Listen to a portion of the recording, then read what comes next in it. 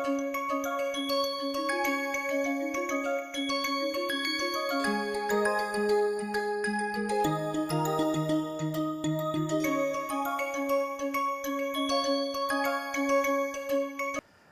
and welcome to the next session in the course on air transportation. Today we are going to look at a topic related to airport, specifically airport financing. I would like to first introduce you to the content creators. The primary presentation that you are going to see was created by an intern by the name Vallabh Chandar, who came from BITS Pilani. And this content was recently updated by Abha Nadgowda, a student of VNIT Nagpur. Let's start with a very brief background and introduction to airports. The first planes in the initial days of aviation, they flew from open fields, and that's why the name airfield came into prominence to represent a field from where aircraft can take off and land. The name evolved from airfields to aerodromes and from aerodromes to airports. So today the words aerodrome and airport are synonymous. Airfields are not used to represent modern airports because airfields are generally open fields where there is no laid or solid pavement. Whenever we have a pavement, then it is called as an aerodrome or an airport. In the recorded history of flight, the first airport in the world was in 1909. It was the College Park Airport. This was also used by the Wright brothers in their initial flights, especially the flights to demonstrate the working of their Wright Flyer various models. Even the picture shows the Wright Flyer being taken physically to the College Park airfield somewhere in 1911-12. That's how the airports or airfields started. If you look at the global developments, including some from within our country, because of increasing air traffic, many airports have come into being and existing airports have been expanded, and the infrastructure of the airports is being continuously modernized to ensure that we can have safe and expeditious flow of air traffic from these airports, both departures and arrivals. Let's have a look at the timeline of some airports. As I mentioned few minutes ago, the first airport in the world was in August 1909. Then in 1916, the first military airfield was set up in Amsterdam airport, which is now very famous as a Schiphol airport. That was the first military airfield. Then Hounslow Heath was the world's first commercial airport. This is not the Heathrow airport, this is near Heathrow, and then it was taken over and renamed as Croydon Airport. In India, the construction of civil airports began in 1924 with the construction of the Juhu Airport in Mumbai, which is still being used by the activities of Flying Club, some private operators, and by Pawan Hans, especially to service the ONGC requirements for air logistics on the Bombay High sector. So the Juhu Aerodrome is still under operation, but now we have a much bigger and more modern airport called as the Chhatrapati Shivaji Maharaj International Airport nearby. In June 1999, India's first private airport, the Cochin International Airport Limited or CIAL, was started. So from 1909 to 1999, this has been the general timeline of airport developments. Let's look at some modern airports and their features. There are around 40,000 airports worldwide, of which around 9,000 airports are commercial airports from where commercial flights take place. The remaining would be military airfields, airports serving the military, or private airports used by individuals and companies for their flight operations under what is called as general aviation.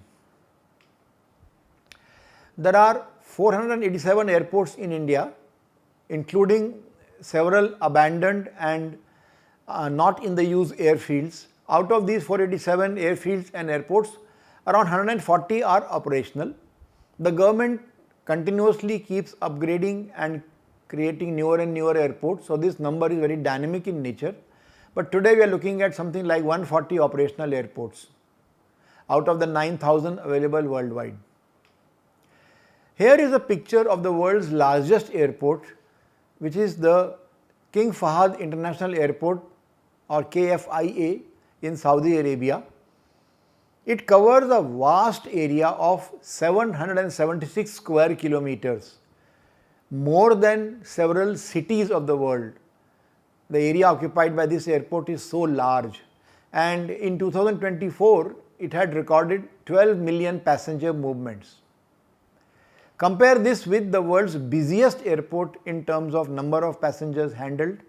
It was the Hartsfield-Jackson Atlanta International Airport.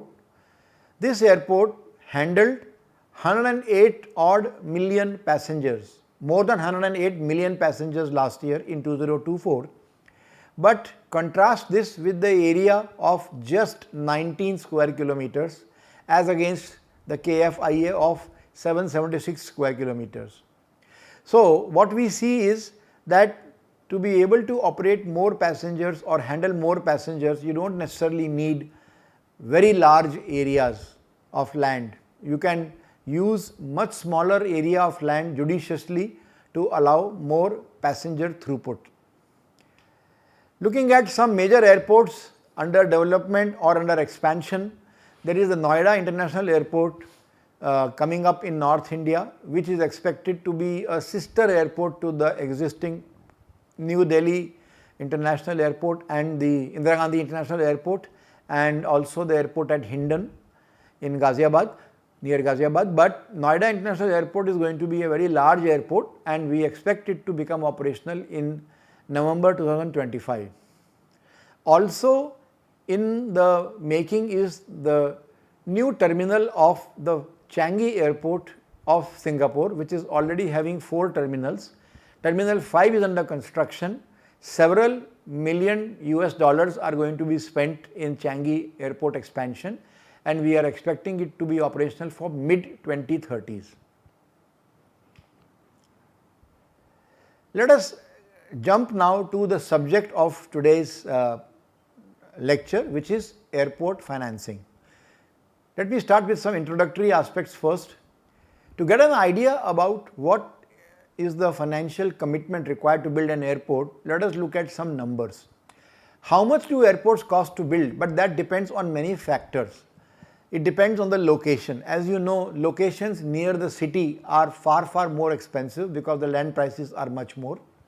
Location away from the city are relatively cheaper and less expensive, plus there are also less obstacles around it, and also there are less constraints in procurement of the land. But there is a compromise here. You have examples like the airport in Bengaluru, the Kempegowda International Airport, which is quite far away from the city, and only now the connectivity options are being planned. There is a railway link, I know, from the airport to the city, and there are regular buses by the Bangalore Municipal Corporation. But still, large number of taxis are plying between the city and the airport to transport passengers, and it can be a very expensive addition to the cost of air travel. There are some regulations, and based on the regulations there are constraints which are getting imposed, and because of which the airport cost can go up. You may have to fill the locations. Then there are costs associated with labor. Construction of an airport is a very laborious process. It involves a huge amount of labor, machinery, equipment, and therefore depending on the cost of labor and the cost of fabrication, the cost can change. also depends upon materials, what materials are used, are they available locally or they have to be brought from far away. And another important aspect is the efficiency of the management that is undertaking the projects. Several examples exist. I don't want to name anybody, but there are many examples of very efficient use of resources and building a modern airport with less cost, and there are also many examples of the opposite, of huge cost escalations because of the management efficiency. Delays in airport development are very, very common all over the world because of multiple factors. Taking land from a location and making it available to operate aircraft is not an easy activity. So, delays inevitably come up in the airport development, and because of all these factors, notice that the cost of a new airport could be several $billion. So, it is not a small exercise. Here is an example. In Navi Mumbai, a new airport called as the Navi Mumbai International Airport is upcoming. We are expecting it to be operational very soon. Right now, only the first phase has been executed, and that itself has costed 19,646 crores according to one estimate, which turns out to be, with today's exchange rates, approximately $2.24 billion. And that, please note, is only the first phase. There will be many, many more phases, and in the later phases you will find that the costs are going to escalate further. In comparison to the Navi Mumbai airport, the Chhatrapati Shivaji Maharaj airport, the project cost is 9,800 crores. So, therefore, when you require large amounts of money to finance the airports or to create airports, there has to be some financing schemes to be implemented. So, there are many financing schemes, some of which I would like to touch upon. Many airports globally are built using the grants from the state or the federal agencies. This is the primary method of financing in the past, but there are newer schemes available now. In many cases, special purpose airport bonds are issued and people invest in these bonds because they are expected to give a high rate of return. Then the airport development agency can take loans from banks and financial institutions to finance the huge expenditure that they have to incur. There could also be private investments into the airport development.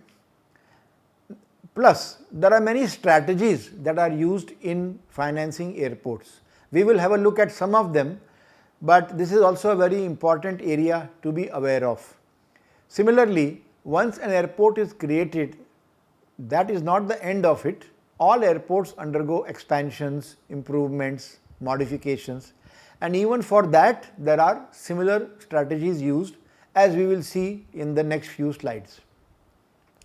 Please notice that whenever there is an improvement in the technological levels and newer technology and systems are available, airports are one of the first places where modernization takes place, because they are very much in tune with the new technologies. They can use them very effectively, but new technologies do not come cheap. They require increased capital for their implementation. Apart from knowing how airports are financed, we also need to know who are the agencies that finance airports.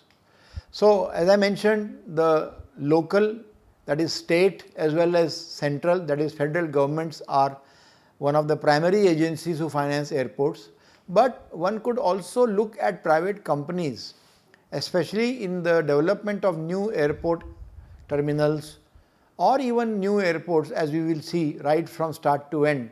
There are many private companies who now are interested in entering this business, because it does promise, if done efficiently, it does promise very good return on investment. There are many examples of also individuals or private companies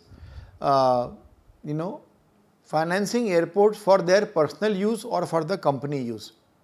But among the large number of 40,000 airports, many are privately owned, and those private airports are actually financed by these individuals or their companies, but they are not available for commercial operations. Those are only used by the individuals themselves or a group of individuals, and also by the companies that are using it to provide air transport to their executives. There are many colonies and there are many small complexes, especially in the US, where there is a community of some people who own aircraft, and they park the aircraft in front of their houses like cars, and they have a common community airport from where they operate. That is also very common. These airports could be financed by local self-government or by a group of individuals also. Now, airport financing has many important facets. First is the grants of the government. This is how they are. Then there could be commercial loans taken by the airport development agencies. One could give equity in the company, or one could offer bonds. One could also get money from several private sources. All of these together provide the finance to develop or expand existing airports. Now, in the recent years, there has been a global push worldwide to privatize the airport development as well as airport creation. So, many newspaper articles have appeared also in the Indian media about the plan of the government to amend the rules and regulations to allow the privatization of some small loss-making airports along with development of new airports. There are also articles about companies like the Adani Group entering it in a very big way and taking a major stake or winning the mandate to develop or operate these major airports, as you can see. And there are also several airports in the pipeline or have already been privatized. Okay. And generally, the Government of India nowadays prefers this PPP model, public private partnership. So, let us have a look at this. How is airport privatized and what does it mean? When we privatize the airport, we transfer the onus of management or operation or even the ownership of the airport from a public sector agency like the Airports Authority of India to a private sector agency. Okay. So, that is the meaning of airport privatization. The purpose of privatization of an airport is to use this finance from various agencies to improve the aviation system and its operations, because the government cannot always invest such large amounts of money in developing these facilities. But when we do the privatization, you have to keep in mind it is very important to ensure strict and appropriate regulation so that it is a level playing field. The bids and the attempt to privatize the airport should be free access to everyone and anyone who is interested and capable of doing it, and there should not be monopolies, because that can create severe problems from the point of view of the service available to the passengers. So, in India there is very limited public sector involvement. Recently the government has taken up development or modernization of 15 airports in India under the public private partnership scheme.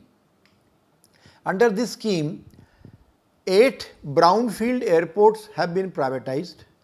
By brownfield, what we mean is that these are airports which were already existing. They are not new airports, but they have been further improved, expanded. The passenger terminal buildings have been modernized. In some cases, they have also built new terminals, and also they have improved the facilities. So, under this particular scheme, 8 airports have been taken up under the brownfield, 8 brownfield airports have been taken up for privatization, which are listed here. You can notice that all of them are handled by some special private enterprises such as the DIAL for Indira Gandhi Airport and MIAL for Chhatrapati Shivaji Maharaj International Airport. And all these efforts have started somewhere around 2020 and 2021 mostly, but there have been some which have taken place since many years ago. Most of them are concession agreements. There are also some 7 greenfield airports. By greenfield we mean that these airports did not exist. These are brand new airports which have been developed ab initio. So, under this particular scheme, there are airports in Sindhudurg, Noida, Navi Mumbai. Goa has one more airport called as the Manohar International Airport in Mopa. Then there is Bhogapuram Airport in Visakhapatnam. There is Kempegowda Airport in Bengaluru and the Rajiv Gandhi Airport in Hyderabad. These are greenfield airports, new airports which have been developed under the public-private partnership. There are some regulatory policies which are followed by the airport authorities when they go for privatization. There could be a regulation on the rate of return, there could be a price cap on the rate of return, there could be a price cap on the aeronautical services which are offered by the airport. On all of these, there are sometimes limited government oversight to enable the private sectors to really make sufficient profits to remain interested in this whole activity. But the effect of all these regulatory approaches differs. So, if we look at, for example, on the rate of return, the effect is mostly in the airport profits and also on the ability to attract investment capital. There are strong effect of this regulatory approach of rate of return fixation, but predicting of aeronautical price is moderate effect, and this need not ensure airport operating efficiency. So, the correlation is quite weak. If you look at the rate of return price cap, that means if there is a cap on the rate of return, the effect is very moderate on all these activities. If you look at, for example, the aeronautical price cap, then very strongly you can predict the aeronautical price, it is fixed, and also you can ensure that there will be more operating efficiency, but the ability to attract investment will be moderate and profitability cannot be predicted just by aeronautical price cap, because even if you charge more for aeronautical services, it is not sure that it will lead to profits for the company. If you look at the government oversight, it has got a strong effect on the ability to attract investment capital, because when people know that the government is firmly behind this particular scheme, there is a larger propensity to invest. But just by having a very strong government insight, you cannot assure anything regarding the price of the aeronautical services or the profits of the airport or the operating efficiency. So, different regulatory approach has different effect on the important parameters. What are the services offered at airports? We need to understand this before we go to the details of pricing and costing. The primary purpose of an airport is to allow smooth operations of passengers and aircraft, so that there are no bottlenecks. Then at all airports, we do have certain outlets which provide food to the people who are going to be there for a reasonable amount of time.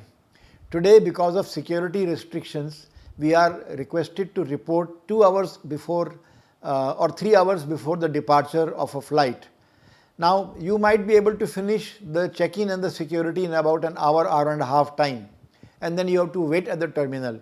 During that 1.5 or 1 hour, sometimes just half an hour, you are just sitting there. So, there are many items available for consumption, although they are very expensive, and there is a reason for that. They are expensive because the charges that they have to pay for opening up an outlet in the airport are very high. So, they have to recover their costs, and therefore, the charges are very high. People often wonder why a cup of tea costs so much or a cup of coffee costs so much at the airport. The government today is trying to reduce these costs. We are trying to bring in regulation to ensure that basic facilities like drinking water, tea, coffee, etc., or some light snacks, they are available at affordable prices. But if you look at the current market pricing, it is very, very expensive. At many airports, such as at the Mumbai airport and Delhi airport, there are small hotels also at the airport to allow passengers to spend a night there. If they have a connecting flight after a few hours, they would like to take rest during that period, especially when there are connecting flights from overseas destinations. There may be a flight coming in at 8-9 p.m. and then the next flight is only in the morning at, let's say, 11 o'clock. So, during that period, small hotels are there, airport transit hotels are there, so there are arrangements available. Then there are facilities for parking of vehicles, especially for the guests, the people who come to pick their guests, and also sometimes people park their own vehicle, go for a couple of days and then come back and utilize the parking to travel back home in their own vehicle. Then there are many information services available at the airport.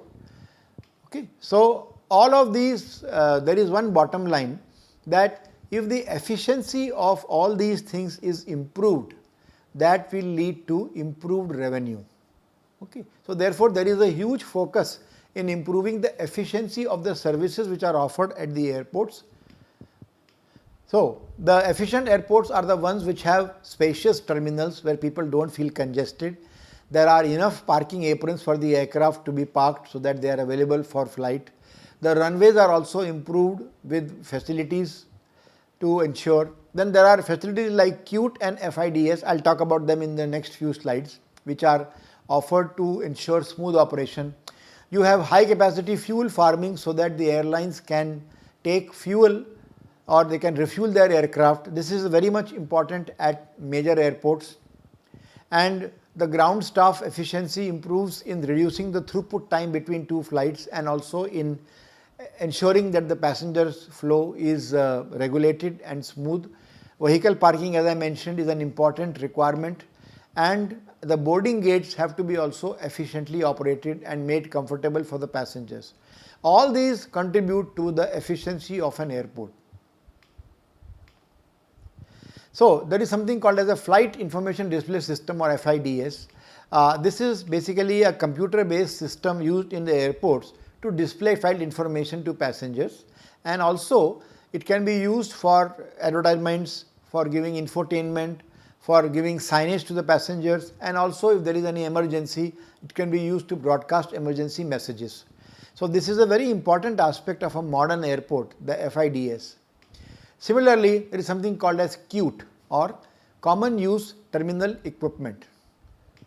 CUTE is an efficiency enhancing advanced system for allowing multiple airlines and service providers to use the same equipment at an airport.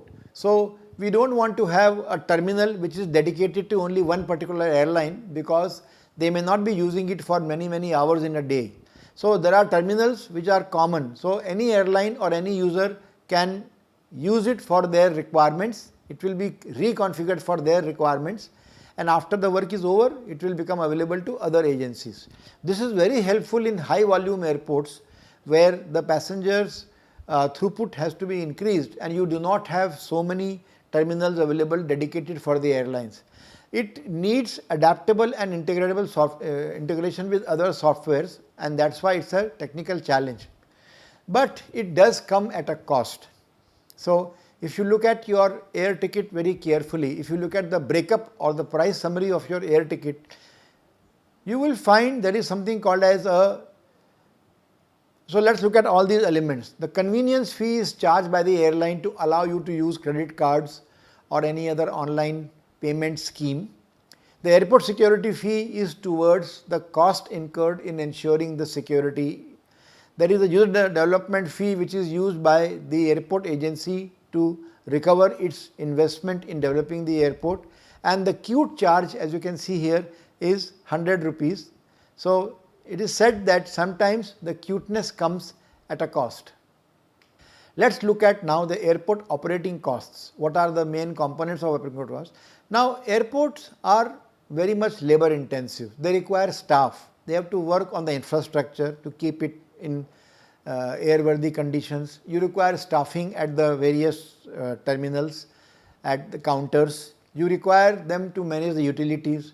There are regular expenses on maintenance and repair. You need staff for that, and you need staff for renovations and services. So, all of this makes the whole airport operation very much labor intensive.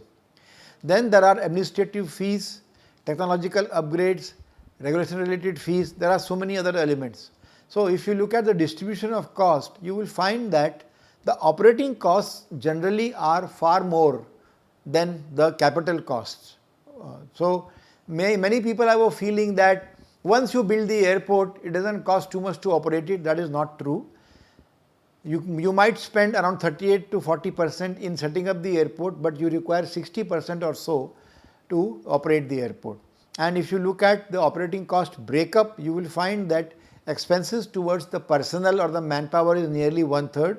Then there are contracted services, that will be 23%. These are the people who clean the toilets, these are the people who help with transportation of the passengers from the terminal to the aircraft using buses, etc. And then there are so many other factors which all cost. Okay. So, ground staff as operating cost is a huge chunk, as we saw. So, it has to be kept in mind, as I mentioned. I would like to repeat once again that a large amount of operating cost of an airport comes from the cost of the manpower that is required to operate the aircraft. And if they go on a strike or if they protest on some activity, there can be a huge problem and issue related to the cost. The cost can suddenly shoot up if there are sudden activities of the staff. What are the sources of revenue of an airport? Okay. So, airport financing will require lot of investment. So, you need to have revenue. So, one could be passenger service fees. Every airport charges every passenger who travels through it something called as a user development fee. Okay. So, that is what helps the airport agency to recover the expenditure in setting up and operating the airport. Then all airlines which operate from an airport, they pay a rent to the airport for providing the facility for operating their flights. Then there are development fees. Then you have some government subsidiaries to encourage development of airports and improvement of airport by private agencies. The governments also come up with several subsidies, and those subsidies also help in the financing. Then airports make money by selling fuel through the on storage facilities at the airports to the airlines, right. And then they rent out space, right. There are so many operators at the airport, so many shops, so many outlets, all of them are paying large amount of rent at the airports. So, these are the sources of revenue.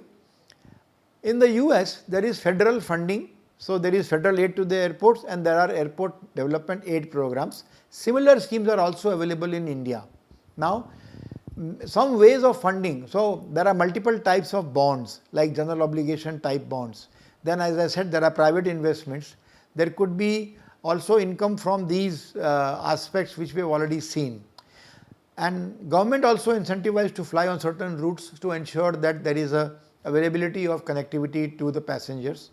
Then there are government schemes for improving airports and they give a lot of facilities to private agencies. And finally, we pay a utility and service fee as passengers. So, all of these are the sources of revenue for airports. In India, we have government funding of airports. Large amount of money has been set aside by the government to build and revamp airports, but still it is not sufficient. It is not sufficient, and therefore there are many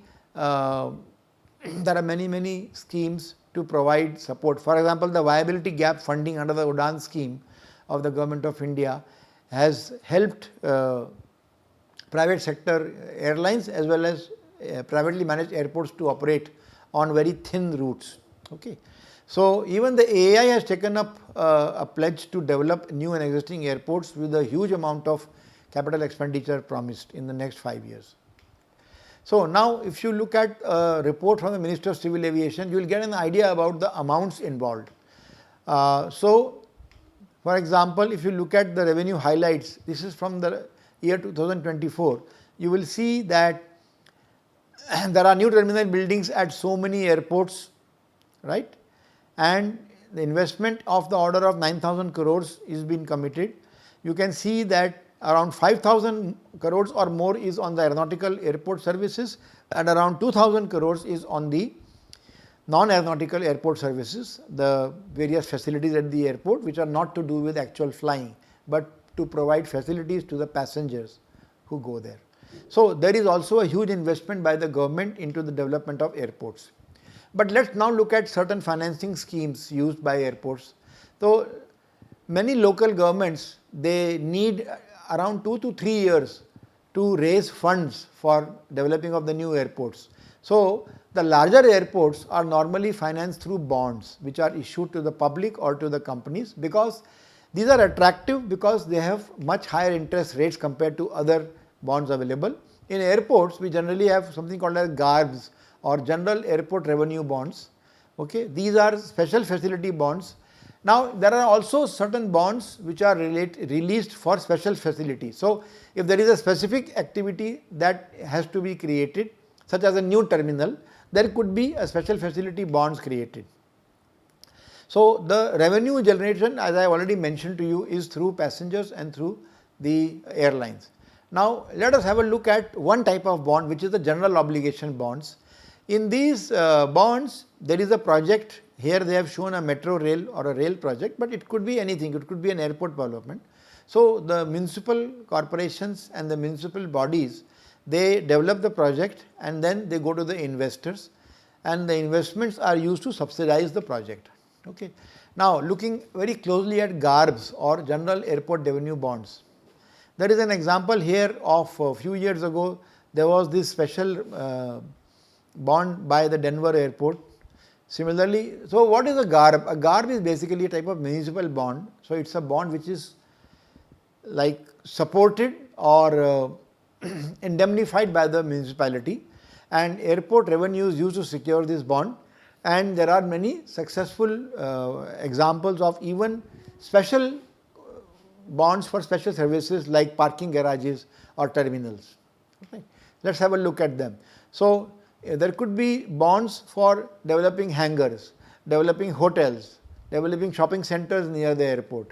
There could be, these could be issued by the airport sponsor like GVK or by a single tenant, and they can be backed by the revenue to be generated. Delhi airport, for example, has raised 1000 crore debt from Barclays Bank or Barclays Financial Instruments. Similarly, Aditya Birla Finance has given some funds. So, there are also special purpose bonds such as the PAX facility charge bonds. These are bonds for developing special facilities for the passengers, for example, off airport parking. Okay. So, there are many strategies for funding the improvements, not just at the airport, but at the areas near the airport which are required for the passenger facilitation. So, it is called as PFC leveraging. So, then you can have customer facility charges bond. So, the airport tenants, who are at the airport, the people who open shops or the company that open their outlets, they assess the customer facility charges, they take an assessment of how much revenue can be generated, and then they invest in that. There could be facilities for creating special services like rental car facilities. These are owned by many tenants. Okay. Rented car system is more prominent in the West, more not so common in India, but mostly in the European and the American airports. Now, let us look at financial planning. So, financial planning basically it looks at evaluation phase wise of the conceptual alternatives, and that requires a lot of things. It requires, for example, you have to analyze how much is the projected traffic, what will be the costs incurred, and what kind of revenue can be expected. Okay. And these are some of the centers which have been realized in advance as major cost centers. The airfield area, because of the prices of the land itself, and also development of the airport. The hangar where the aircraft are parked can also be a very expensive item to create. Other operational support building areas, then terminal and construction areas, all of them are huge cost centers. Okay. So, in financial planning of airport development, we first allocate capital cost to various areas, then we calculate the net cost of capital construction, then we project the cost based on the knowledge or past experiences, and then we finally arrive at the total annual capital cost, and from there we work out how much will be the schedule of the fees to be paid. Financial feasibility is a very important requirement when you have airport development, because otherwise if it is not financially feasible in the long run, it will collapse and it will go for a major loss for all insert. So, to ensure that the project is financially feasible, a lot of research, a lot of study is taken up in the financial feasibility study, but that also depends on many factors. It depends on capital cost allocation, how it is allocated, because it is a large number. As I mentioned to you, the cost could be of the order of few $1 billion. Then you have to also look at the projected net annual costs. How much will it cost to operate the airport? Okay. Then what would be the distribution of the cost under the various heads of administration, operational and maintenance cost centers? Then how do you convert from a fee to a rental schedule? So initially you might operate with a fee and then later on you might go into the rental model. Now look at how rates are set at airports. Okay. Airports are answerable to both passengers and airlines because both of these are their customers, one on the air side, one on the land side. So they have to go for a balance between the cost of various services. Okay. So two approaches are normally used. One of them is called as a residual cost approach. This is based on the activity of the airline at the airport, but there could also be another approach called as the compensatory cost method. Here you base it on the number of passengers which are being serviced to the airport. Okay. So depending on which direction you take, you will have a setting plan. Now how do you evaluate the financial plan? You look at the effectiveness of the functional area, you look at what is the effect of areas inside terminal, are areas being wasted, are areas being optimally utilized. You look at item wise evaluation of each cost and revenue item so that you can pinpoint areas where either you are getting a lot of bleed because of expenditure or areas where there could be more revenue but you are not getting it. Then you have to also look at, because of all these things, are the airline schedules effectively being managed or are there any issues? And whenever there is an evaluation, there has to be a lot of negotiation and discussion. Without that, it cannot be done. So I hope today you had a rough idea about various aspects related to the financing of an airport. And if there are any other questions or queries or comments, we will be very happy to hear from you. Thank you so much for your attention.